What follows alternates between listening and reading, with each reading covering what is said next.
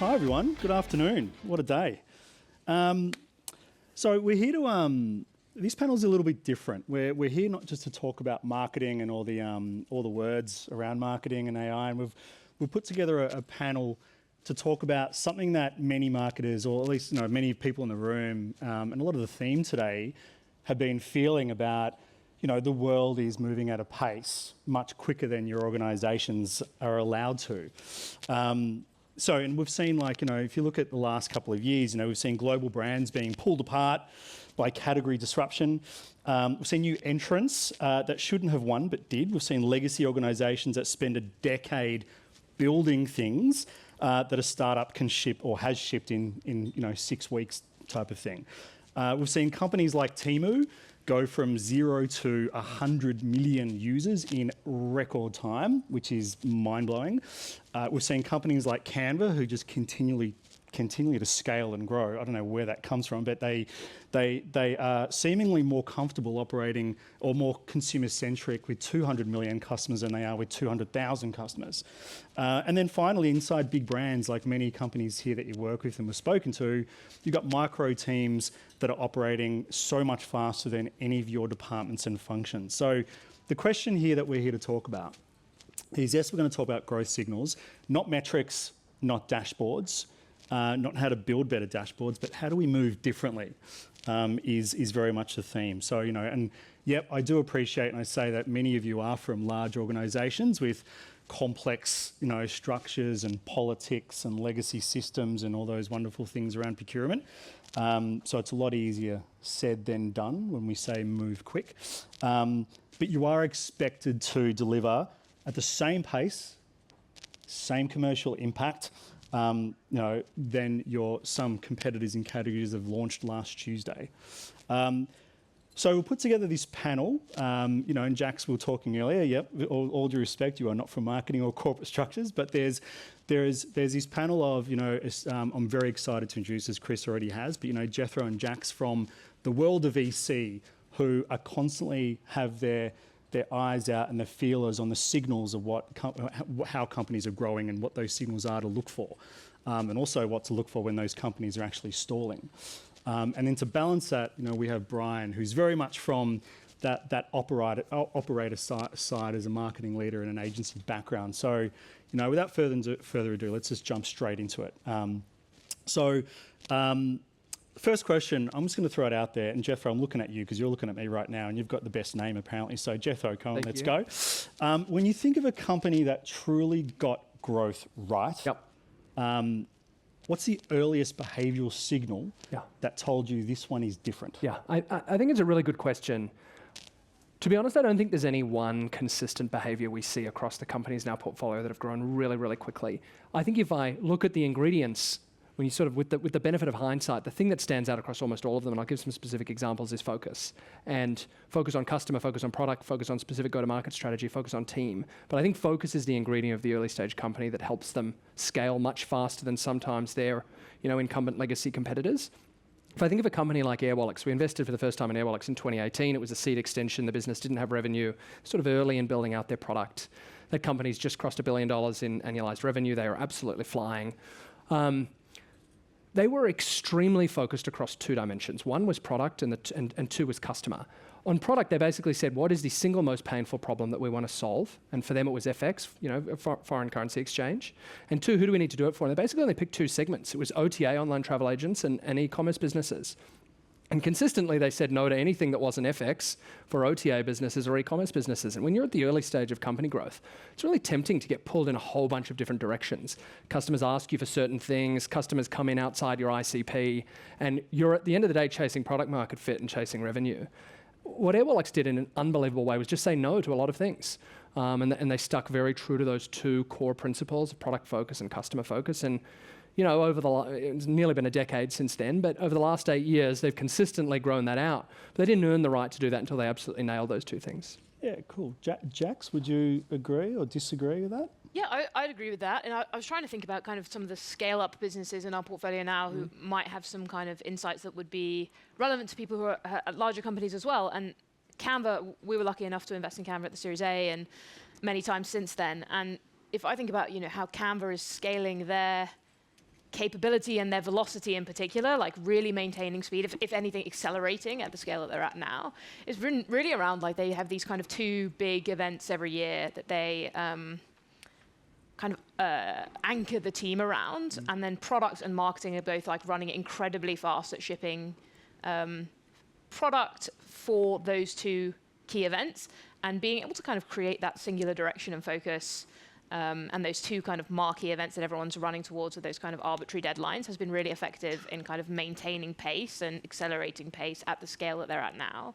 I'm sure many of you know Canva, but if you've seen the pace at which they've kind of accelerated product velocity since AI, it's pretty extraordinary. It's definitely a benchmark. That's 2 key events, Henry, so this is our first one. No, great playbook there. And from the inside point of view, Bryan, I'm going to lean to you now. Yeah. Like, what do you look for around knowing whether your company is on the right track for growth? So I come from an agency background, and so I've spent a lot of time thinking about, consumer and how to build brands and things like that. I agree with focus 100%. The first thing I will say is though that there is no silver bullet. Like if you're looking for like the one thing that tells you this company is definitely going to make it, it kind of doesn't really exist. Everything is kind of clues, and internally when you're trying to build an organization, there are lots of things that have to go right, and ultimately it's just about making more good decisions than bad decisions. And when you do inevitably make bad decisions, it's can you recover well from fuck-ups? But I do think this idea of focus is really quite central. But with a room full of marketers, what that kind of means, at least from what I've seen in terms of what is that consistent thematic between businesses that tend to do really well and do really well quickly, is a really simple customer proposition. And it sounds so obvious and it sounds so simple, but you think about a lot of businesses, they can't really quickly articulate exactly what they do with real purpose, but the ones that can, it's almost like the barbecue litmus test. If you can imagine your customer being able to tell their friend what you do in like 5 seconds at a barbecue, that is a pretty simple customer proposition. So think about Wise. How many people in the room have a Wise card or have used Wise for travel? Yeah, so Wise are doing explosive things, and they didn't do anything that revolutionary. They just made it cheap and easy to move currency and spend overseas. And that is a really simple way of talking about their product. And what I've seen, you can go across categories, across scale of organizations. If you're just able to use the focus that you have on what you're building, but then translate that into the very simple customer proposition, that is the ingredients for success. And there's a lot of smart people in the room today. So if you're working with product teams and you're trying to go, how do I add value here? Or how do we sort of help the general process? It's just simplify. Just always simplify back, because the customer often doesn't want to deal with complexity. Yeah, the next question was about what is the one thing that these companies should be doing. So I'm going to build on that a bit more, because the themes I'm hearing right now are there's a focus from Jax and Jethro around your portfolio's respective companies you look at around this brutal focus, right? Just keeping focused on those things. We said product, we said customer, they're obvious things. And speed. And speed, yeah. Yeah. Unpack that a little. So, because that's an easier said than to do thing, right? Yeah. Large organizations. So I would say the best teams that we work with, like they put an unreasonable amount of focus and culture around speed. Like, can you do it quicker? Celebrating the people who do things fast, celebrating the people who ship things fast. And as a result, like this, it just builds on itself. Like culture is just this osmosis process of like the person next to you does things in a specific way, so you realize that you should be doing things in a specific way. And as you champion things like speed, people realize that that's how you succeed in an organization. And like, there's one company I work with that's a direct-to-consumer healthcare business based in the US called Superpower, and like they sent a message last week. Firstly, they send, most startups will send a monthly investor update. They send a weekly investor update. And the last weekly investor update I got said, we shipped our entire Q4 product roadmap in 2 weeks.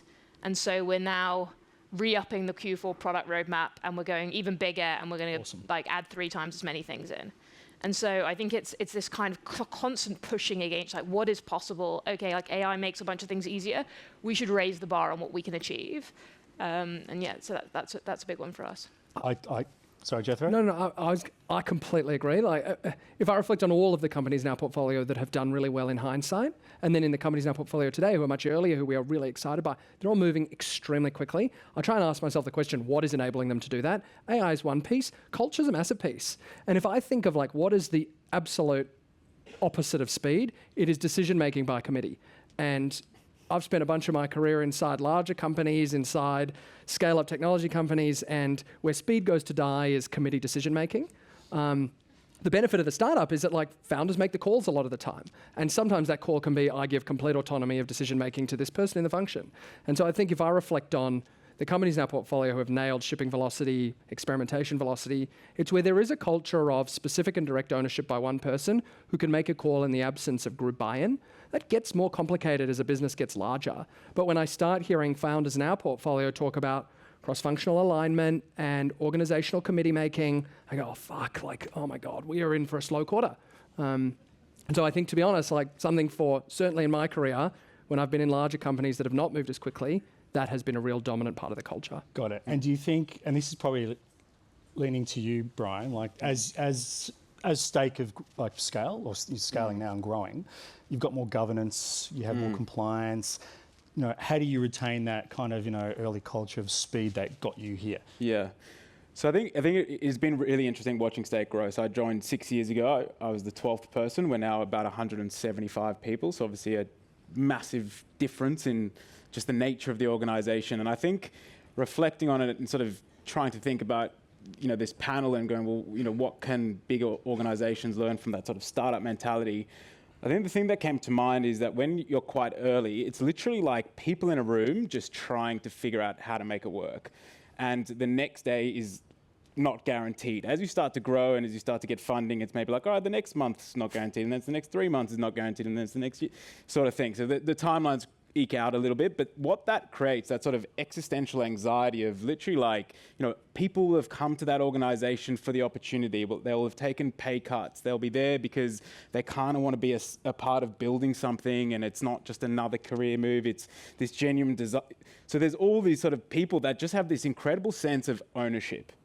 And I think accountability is a real driver of speed because it enables quick decision making, but the next layer up is like sense of ownership. When you're 12 people in a room or a small organization, everyone, not just the founder, but everyone feels like they have skin in the game. And as you scale, the trick is to try to find ways to retain that sense. Because as you become a 175 people organization, and we've felt this at Stake, is that you start to get people that come in for a couple of years as a part of their career, as you start to develop a bit of a name in market or a brand in market. People see you as a good employer brand that will look good on my CV. You want to put X this on your LinkedIn profile, all that sort of stuff. So you've got these different motivations that start to come into the mix. So you start to go, okay, well, what are the things that ownership and that sense of accountability creates? And it is things like speed, but it's also things like, it's a mentality where it's like, treat the dollars like they're your own. Like that is a really like important feeling that people have early that's kind of unspoken. It's like, if you're recommending to do something, or if you're just burning time or burning hours or burning dollars on like 3 months of research that ends up getting scrapped anyway, like that is a really bad thing because you put the company in jeopardy. So if you're able to create that sense of like every dollar is kind of like it's your own, then you make decisions fast, you cut losers quickly, you don't waste, you reallocate budget more fluidly, and importantly, you celebrate delivery. You don't just celebrate plans. Like coming from, you know, agency and working with big corporates, reflecting on it again, and it's not the end of the world. You should also celebrate all forms of progress and little wins, but there's a lot of celebration of like, we did a great strategy and we did a great yearly plan. It's like, well, where's the results at the end of that? Did it work? And I think that is a really key mentality. Is like celebrate the results. Know that the shit that you did worked. If it didn't, that's also fine if you learn from it, but don't just celebrate, we did this plan and we did this piece of research and now we have, you know, those sorts of things. Also celebrate that. I'm not saying don't celebrate that. I'm just saying, I think that's the difference, is that it's the outcome, it's the delivery versus just celebrating the input. Taking that a step further, like one of the things I would say that also comes from like accountability, ownership, decision making, and like not doing things by committee is like just the cultural idea of risk and taking risk in an organization. Like one of the things that startups do that big organizations don't tend to do is like doing something where there is a 70% chance that it will fail, but if it succeeds, it will be a huge payoff for the company. And like, that is not incentivized in a big organization, because if you fail, you will look dumb and you won't get a promotion and blah, blah, blah, blah, blah. So like, how do you create incentives within your organization for people to take risk? And like, particularly in areas where like you can take a small amount of risk to test if something works, and then if it works, you can put real money behind it. Like one example would be, how do you find like a new creator who's up and coming, who's like just starting to build a bit of an audience, and give them like 10 grand to sponsor their newsletter or podcast or whatever it is, and just see if that works. And then like, if it does work, okay, how do we scale that to like 100 creators and like hundreds of thousands or millions of dollars? And you know, there are businesses who have been really successful doing things like that by just trying to test new channels and new creators and doing it in a very low risk way, where and like celebrating the failure if the failure occurs. To take that up even a higher notch, I have two portfolio companies that I work with, one Lorikeet and another called Sunball.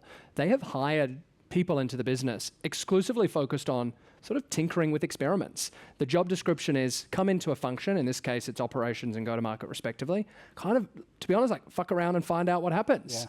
Yeah. And it's a relatively modest investment to hire a 26-year-old generalist to join your function and just experiment with a relatively constrained budget. Yeah. The things we have learned in a 3-month period trying this is unbelievable. And so I feel like risk, even in job spec, job scope, talent, is something that I have seen a lot of startups lean into with a lot of success. It's a great thought, and I'm going to veer off the script for 1 minute. Fuck up and find out, like experimentation, like, and it's, I think startups do this brilliantly, but it's always difficult in large organizations. But you mentioned those portfolio companies, Jethro, like the roles that they hired. Like, I'd love to, and I think this might be insightful for a lot of the audience as well. Many of you are building teams or building capability, or you've got job ads going out and whatever, but rather than following the previous formula, Chris said earlier, what got us here is not going to get us there. If we need to drive better experimentation, or we need to kind of, adopt new ways of doing things for growth, what are you noticing in your respective portfolio companies, and even your team, Bryan, the different types of roles, and they have a lot more freedom just to create titles and make it up. But I always love how early stage companies are like, fuck, we just need this thing done and we're going to create a role around it. And for example, an example is I'm seeing a lot more product engineers than I am full stack engineers in that world, because product engineer, design engineer, go-to-market engineer. Yeah, exactly. And they're working a lot more with other functions of the business, including marketing and sales. So what are you all noticing around that area, and what are the roles or skills or capabilities that you're noticing? Well, yeah, specifically around go-to-market engineer, given this is the audience for it. I think everyone needs to be more technical. And that doesn't mean you need to learn to code. It means you need to learn about how to map processes and think in terms of systems, and what software or technology can you stitch together to be able to automate a material part of your job, because there are companies doing extraordinary things at the moment, both in B2B and B2C. In automating a huge amount of their go-to-market operations. And so, as an example, there is a business called Immutable, who we work with, who is in crypto, and they have automated a huge amount of their outreach to game creators. So they are able to scan the internet to find out when a new game is being created, and find out who has created that game and what their contact details are, and to outreach to them. Another example would be revenue operations. So when a salesperson is on a phone call, that phone call is recorded, the insights are pulled out, those insights are then sent to product. They're also automatically input into the CRM. They're customer success stuff then feeds through, customer success conversations then feed through to product. All of these things that used to be meetings are now automated. And so people are just having a lot of success doing kind of 70 to 80% automation with technology now in every function within the organization. And I think it's important to know, it will always, well, for now, it's 70 to 80%. There will always be a human in the loop. Yeah. You need people to have discernment and trust and to take the last action. But there is a lot that you can do today by, through automation. I think the sort of meta observation I've had between hiring in startups and hiring in enterprises is that, at least in my experience, the startup founder is looking for a set of behavioral traits as opposed to a set of experiences. And so a bunch of the founders I work with are hiring 26-year-olds that have very limited work experience, but are first principles thinkers who are natively familiar with how to build a clay outbound campaign for go-to-market, or who are familiar with building an internal lovable product that they can run revenue operations on. And what they do is they say, hey, these are high agency, smart people with a sufficiently enough technical skill set. Let me just point them at problems and see what sticks. And at least in a bunch of the portfolio companies I work with, the sorts of projects that Jax is talking about, automated sales outbound, revenue operations processes, it's not done by some like program manager, go to market. It's just like a BizOps person who is smart with high agency, who's found a problem and solved it. Yeah. So I think a little bit more risk taking on the hiring you're making can pay off if you get the right person. Yeah. I think definitely. I know we were going to try to disagree and create some provocation on this panel, but we're all agreeing, which is great. I think hardcore job spec. No, agree. I think in terms of like the people, that like absolutely right. It's like find the person that can do the job, and that is a set of capabilities. It's about like, do you have a mentality and a capability? Ultimately, not necessarily. I mean, your pedigree or your experience or your education are indicators that you may have those capabilities, but they're not necessarily guarantees. But in terms of like the roles that you actually go for, I think what's kind of interesting comparing enterprise and then startup is like when you are growing a business sort of from the ground up, the way that we've thought about is like you're sort of building engines. Like you've got your business and how your business makes money, and then on top of that, you're trying to build engines that move the levers that drive your business. And then you start to ladder in like, you've got missions and you're trying to go, how do I create value and how do I... So as you're sort of going, you're going from this very fuzzy like view of the world of like, I don't know how anything really works or how I can actually move my business. Like day one, you've like kind of got a business idea, but you're like, I don't know how to do it. Like, I don't know how will we actually get customers? How will we actually monetize customers? All those sorts of things. You've got a concept. As you sort of go through, you start to get clearer and clearer and clearer. If you imagine like an image where it's like super pixelated and then eventually it's like this HD thing, like that is the process of going through how do I move this business. And so in that, you're ultimately building this engine. And because you're starting from scratch versus enterprise where you've got this legacy of how we've done things and this is the roles that exist and this is the department that's responsible for that piece, etc. You go, what are we learning, and therefore like what is the new lever or the new component part of that engine that we need to supplant onto it? And so you sort of start to generate the roles and the requirements by genuinely identifying either business problems or business needs and opportunities. And then you start to latch on these roles. So you do come up with these funky titles for things because you kind of go, I just know what outcome I need. I don't really know what I call that. I'm just going to make something up, and you kind of look for comparisons in market. But it's born out of this, like, I'm just sort of building the plane as I fly it, and I just kind of want people that can get that job done. Yeah, no, awesome. I totally agree with you there.